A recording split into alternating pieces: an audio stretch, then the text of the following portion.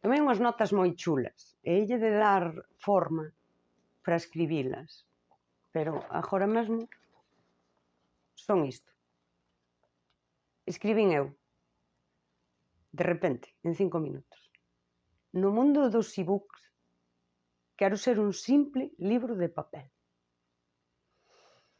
Imaginei a socialización cando entras a un espazo de socialización onde as persoas metafóricamente son e-books. Son exactamente iguais con historias diferentes. No social ninguén os está lendo e validan o igual. Esa cousa moderna que é un e-book. Entón entra un libro de papel.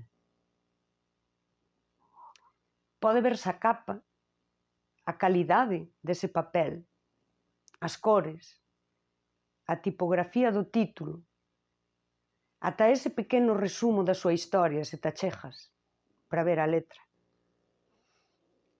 O cheiro tamén fala da súa historia, porque o papel absorbe todo e non o pode agochar. Pola súa cor, sábese o tempo que leva impreso.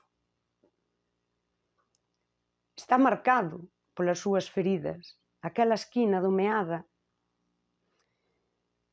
e os capítulos marcados con un post-it que xa convidan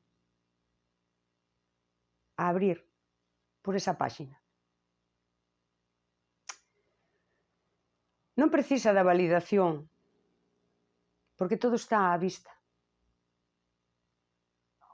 A persoa auténtica é este libro de papel. Mentras, os e-books poden ofrecerche calquera historia que ti queiras, sen mudar o que ves. 2 clics e tes a historia que ti queres. E ningunha lle pertence realmente ao e-book.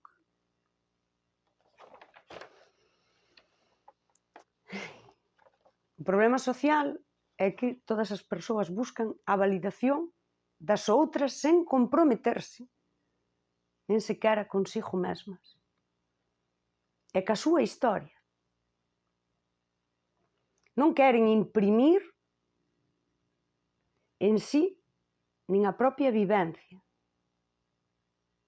porque non a poden soportar e porque non teñen garantías de que no mundo dos e-books todos e cada un vaian validar esa historia.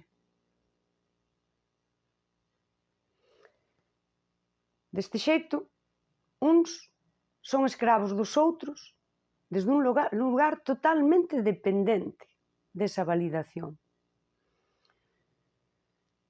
O non auténtico precisa de actores para recrear o humano sen vivilo. O auténtico simplemente é. Non precisa do resto para validarse. A súa soa presenza valida o que é. E o ser, quen quere quedar, queda, e quen quere marchar, marcha, porque o auténtico non se define polas ausencias, defínese polas presenzas, comezando pola propia.